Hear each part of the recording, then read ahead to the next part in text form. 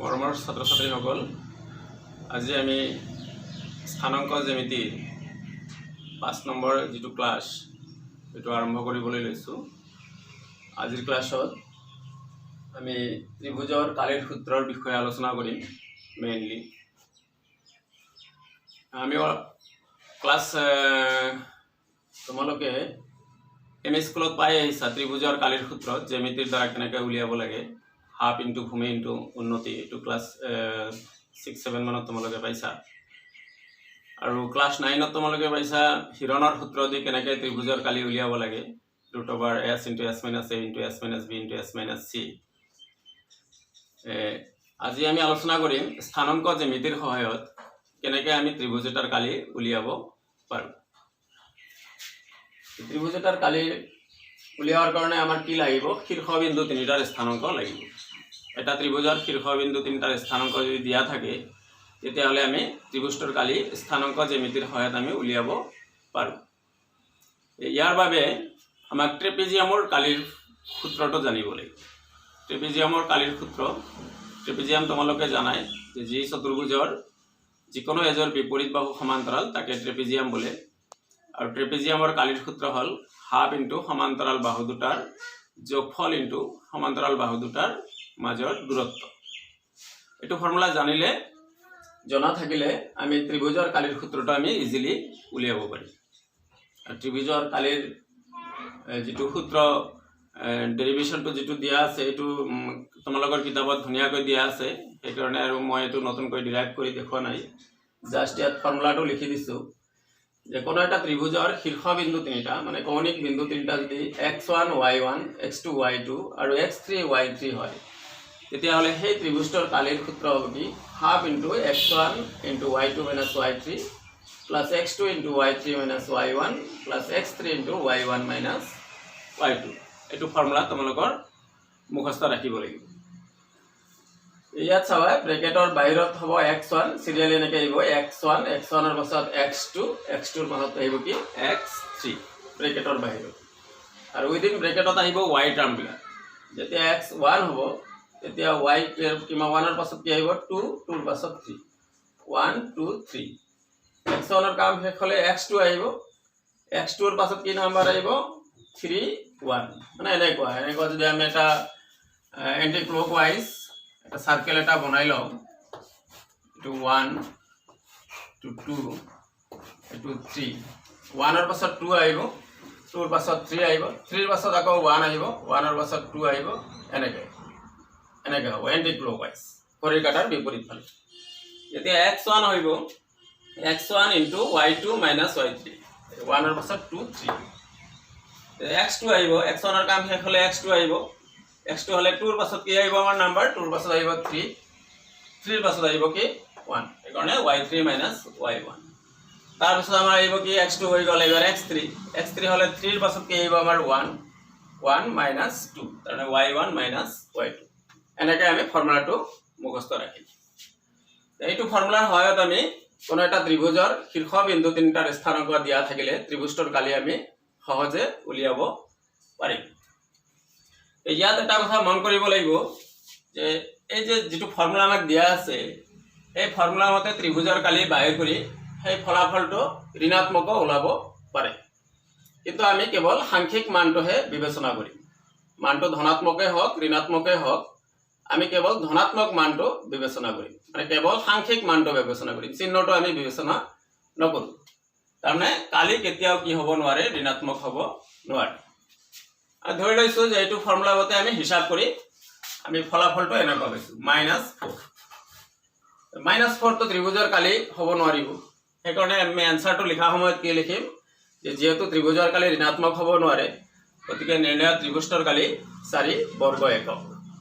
এককটো লিখিব লাগিব বৰ্গ একক। কালিৰ একক সদায় কি হ'ব বৰ্গ একক, যেনেকৈ বৰ্গ মিটাৰ বৰ্গ সেন্টিমিটাৰ, তেনেকৈ ইয়াত কি হ'ব বৰ্গ একক। এইখিনি কথা আমাৰ ইম্পৰ্টেন্ট কথা যে কালি কেতিয়াও ঋণাত্মক হ'ব নোৱাৰে।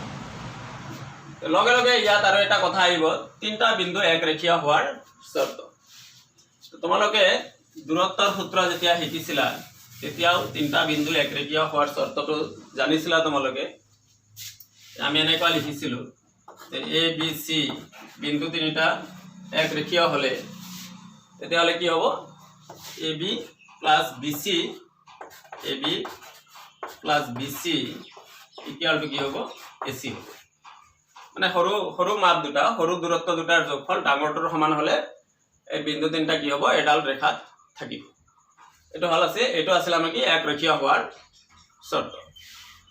এইটো শৰ্ত মতে আমি যদি এক ৰেখীয় প্ৰুভ কৰো তেতিয়াহলে আমাৰ অঙ্কটো কি হয় দীঘলীয়া হয় আমি ত্ৰিভুজৰ কালিৰ সূত্ৰ যদি ব্যৱহাৰ কৰি এক ৰেখীয় প্ৰমাণ কৰো তেতিয়াহলে ইয়াতকৈ আমাৰ ত্ৰিভুজৰ কালিৰ সূত্ৰ ব্যৱহাৰ কৰি যেটো এক ৰেখীয় প্ৰমাণ কৰিবা সেইটো আমাৰ কি হ'ব ইজি হ'ব একাৰণে আমি ত্ৰিভুজৰ কালিৰ সূত্ৰ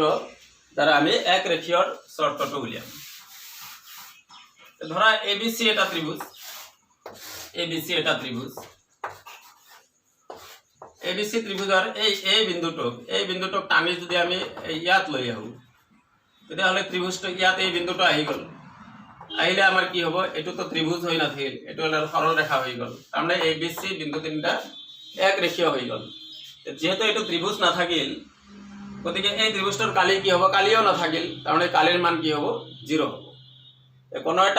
কোনো তিনিটা বিন্দুৱে গঠন কৰা ত্ৰিভুজৰ কালিৰ মান যদি শূন্য হয় তেতিয়াহলে বিন্দু তিনিটা কি হ'ব এক ৰেখীয় হ'ব এখিনি কথাকে লিখা হৈছে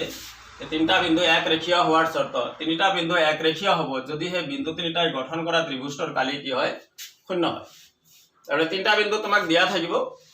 সেই বিন্দু তিনিটাৰ দ্বাৰা ফাৰ্স্ট আমি কি কৰিব লাগিব ত্ৰিভুজটোৰ কালি উলিয়াব লাগিব যদি ত্ৰিভুজটোৰ কালি শূন্য হয় বিন্দু তিনিটা এক ৰেখীয় হ'ব আৰু যদি কালিৰ মান শূন্য নলাই অশূন্য সংখ্যা ওলাই তেতিয়াহলে আমাৰ কি হ'ব এটো এক ৰেখীয় নহব বিন্দু তিনিটা এক ৰেখীয় নহব একাৰণে ত্ৰিভুজৰ কালিৰ ফৰ্মুলাৰ সহায়ত আমি তিনিটা বিন্দু এক ৰেখীয় হয় নে নহয় এটো আমি ইজিলি উলিয়াব পাৰো আমাৰ এইখিনি কথা আমাৰ জনা হল মেইনলি এইখিনি কথা আমাৰ এক্সাৰসাইজ 7.3 এইখিনি কথা জানিব লাগিব ফাৰ্স্ট জানিব লাগিব আমাৰ ত্ৰিভুজৰ কালিৰ সূত্ৰ আৰু জানিব লাগিব কি তিনিটা বিন্দু এক ৰেখীয় হোৱাৰ শৰ্ত এই দুটা কথা জানিলে হল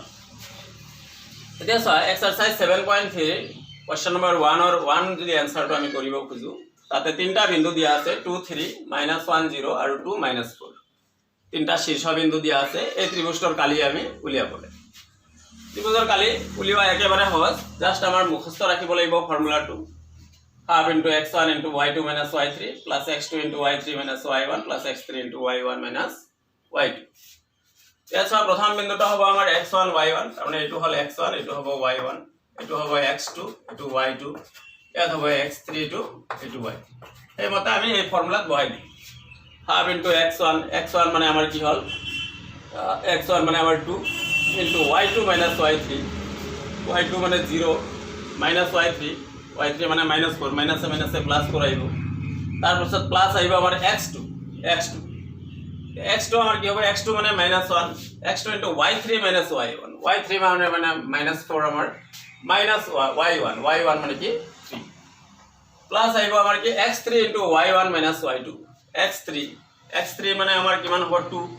2 into x1 y1 minus y2 মানে 3 minus 0 তাহলে এটো আমি সরল করি ব্ৰ্যাকেটৰ খিনি আমি 2 into 0 plus 4 মানে 4 এত প্লাস মাইনাসে -1 -4 আৰু -3 মিলি -7 হ'ব প্লাস 2 into 3 minus 0 মানে 3 এখানে সরল কৰি আমি কি পালো 21/2 লাস্টত এটা কি লগাই দিব লাগিব বর্গ একক আকৌ মন কৰিব লাগিব যে এটো মাইনাস ওলালে কিন্তু লাস্ট এটা লাইন লিখিব লাগিব যে ত্ৰিভুজৰ কালি যেহেতু ঋণাত্মক হ'ব নোৱাৰে এই কাৰণে নিৰ্ণয় কালি আমি মাইনাস চিহ্নটো বাদ দি সংখ্যাটো লিখি বৰ্গ একক লিখিব লাগিব এনেকৈ আমি খুব সহজভাৱে ত্ৰিভুজ এটাৰ কালি উলিয়াব পাৰিম যদিহে ত্ৰিভুজৰ শীৰ্ষবিন্দু গিটাৰ স্থানাংক আমাক দিয়া থাকে এটা আমাৰ এক্সাৰসাইজ 1 কোশ্চেন নম্বৰ 1 और 1 টু হল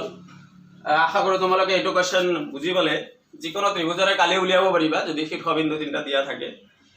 একৰ বাকি অংক কেটা কৰিবা বাকি এটাই অংক আছে অংকটা কৰিবা অংকটো কৰিবা তে আমি 2 নম্বৰৰ অংক এটা কৰিব চেষ্টা কৰিম 2 নম্বৰৰ কৈছে কি তলৰ প্ৰতিটো ক্ষেত্ৰত কেৰ মান উলিওৱা যেতিয়া সেই বিন্দুবিলাক কি হয় এক ৰেখীয় কাৰণ আমাৰ এক ৰেখীয়ৰ শৰ্ত খটাব কোশ্চেন নম্বৰ আমাৰ 2 1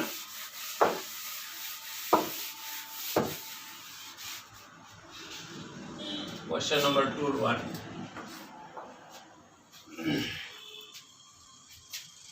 2 হ'ব আমাৰ 7 - 2 5 1 আৰু 3k বিন্দু তিনিটা এক ৰেখীয় হ'ব যদিহে ইহঁতে গঠন কৰা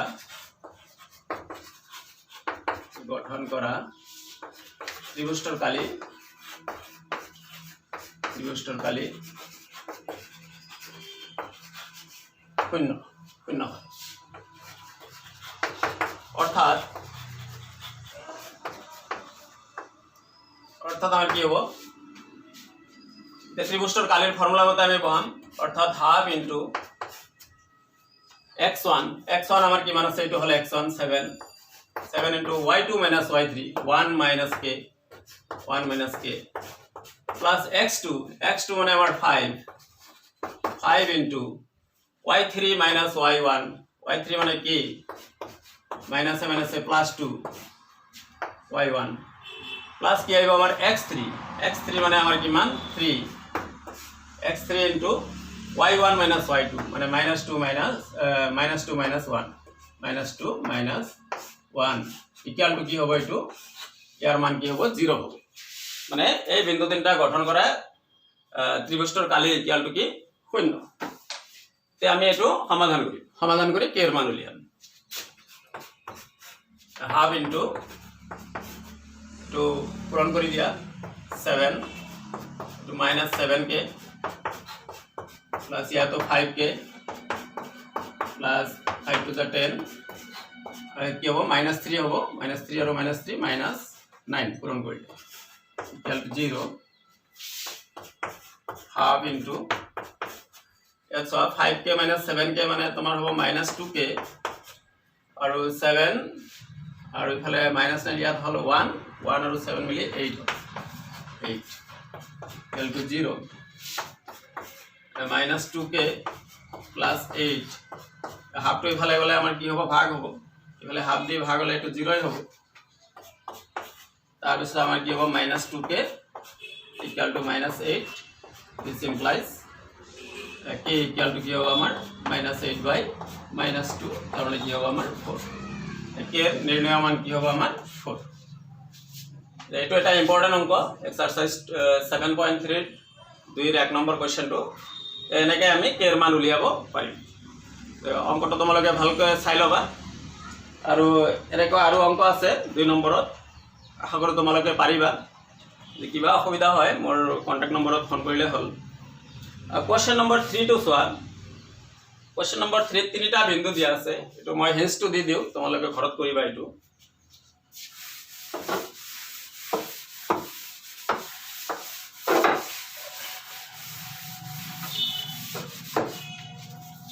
ইয়াতে মানে তোমাৰ তিনটা বিন্দু দিয়া আছে এটা ত্ৰিভুজৰ শীৰ্ষ বিন্দু তিনটাৰ স্থানাঙ্ক দিয়া আছে প্ৰথমটো দিয়া আছে তোমাৰ 0 - 1 এটো দিয়া আছে 0 - 1 তাৰ পিছত দিয়া আছে 2 1 তাৰ পিছত দিয়া আছে কি 0 3 ফাৰ্স্ট নামাকৰণ কৰি লবা এটো a এটো b এটো c আৰু তোমাক কৈছে মধ্যবিন্দু এই বাহুকেইটাৰ মধ্যবিন্দু কেটাই গঠন কৰা ত্ৰিভুজটোৰ কালি তাৰ পিছত এটা অনুপাত উলিয়া হৈছে এই ত্ৰিভুজৰ কালি আৰু প্ৰদত্ত ত্ৰিভুজৰ কালি গোটেই ত্ৰিভুজটোৰ কালি তো উলিয়াবই পাৰিবা তো আগৰ ফৰ্মুলা মতে তো মধ্যবিন্দু বিলাক মানে বাহু বিলাকৰ মধ্যবিন্দু সংযোগী ত্ৰিভুজটোৰ কালি মানে এই বাহুৰ মধ্যবিন্দু যদি আমি d লও ইয়া যদি e লও আৰু ইয়াৰ মধ্যবিন্দু যদি f লও আমাৰ লাগে এই DEF এই ত্ৰিভুজটোৰ কালি উলিয়াব আমার a আর b এর স্থানাঙ্ক দিয়া আছে ওদিকে আমি ইজিলি d এর স্থানাঙ্ক উলিয়াব পাৰিম d হল মধ্যবিন্দু তাৰ মধ্যবিন্দু a আৰ b এৰ মধ্যবিন্দুৰ স্থানাঙ্ক উলিওৱা নিয়ম তোমালোকৰ জানাই আছে x1 + x2/2 y1 + y2/2 একেদৰে আমি e এৰ স্থানাঙ্ক উলিয়াম f এৰ স্থানাঙ্ক উলিয়াম d e f এৰ স্থানাঙ্ক উলিয়াব পাৰিলে আমি তোমাৰ এৰিয়া d f তো উলিয়াব পাৰিবা আৰু তেনেকৈ এৰিয়া abc তো উলিয়াব পাৰিবা তাৰপিছত এৰিয়া ABC আৰু এৰিয়া DEFৰ অনুপাত তোমালোকে খুব সহজে উলিয়াব পাৰিবা। আশা কৰোঁ বুজি পাইছা কথাটো, এইটো কৰিবা তোমালোকে। আৰু কোৱেশ্চন নম্বৰ 4 দিছে এটা চতুৰ্ভুজৰ শীৰ্ষবিন্দু 4টা দিয়া আছে, সেই চতুৰ্ভুজৰ কালি তোমালোকে কেনেকৈ উলিয়াবা। এটা চতুৰ্ভুজৰ শীৰ্ষবিন্দু দিয়া থাকিলে চতুৰ্ভুজৰ আমি কালি উলিয়াব পাৰিম। কেনেকৈ উলিয়াব পাৰিম? ABCD এইটো যদি চতুৰ্ভুজ হয় ইয়াৰ যিকোনো এটা কৰ্ণ টানি লওঁ, যিকোনো এডাল কৰ্ণ AC কৰ্ণ নাইবা BD কৰ্ণ টানি ল'ম। AC কৰ্ণ যদি টানা হয় তেতিয়াহ'লে এইটো এটা ত্ৰিভুজ হ'ব আৰু এইটো এটা ত্ৰিভুজ হ'ব। এই ত্ৰিভুজৰতো আমাৰ শীৰ্ষবিন্দু 3টা জানাই আছে, ABC 3টাৰ স্থানাংক জানা আছে, গতিকে ত্ৰিভুজৰ কালিৰ সূত্ৰ দি আমি এই ত্ৰিভুজৰ কালি উলিয়াব পাৰিম, ট্ৰায়াংগল ABCৰ কালি উলিয়াব পাৰিম। সিমিলাৰলি আমাৰ ACD ইয়াৰো কালি উলিয়াব পাৰিম, যেহেতু এৰ স্থানাংক, চিৰ স্থানাংক, ডিৰ স্থানাংক জানা আছে, গতিকে আমি ABCৰ কালি উলিয়াব পাৰিলোঁ আৰু ট্ৰায়াংগল ADCৰ কালি উলিয়াব পাৰিলোঁ। এতিয়া এই দুটা কালি যোগ কৰিলে গোটেই চতুৰ্ভুজৰ কালি ওলাই গ'ল। ভেৰি চিম্পল এইটো কুৱেশ্যন। আশা কৰোঁ তোমালোকে পাৰিবা। 1ৰ পৰা 4 নম্বৰলৈকে আলোচনা হৈ গ'ল এক্সাৰচাইজ 7.3। আশা কৰোঁ তোমালোকে ভালদৰে বুজি পাইছা। আৰু যদি কিবা অসুবিধা হয় মোৰ ফোন কৰিবা। আজিলৈ সমাপ্ত কৰিছোঁ। ধন্যবাদ।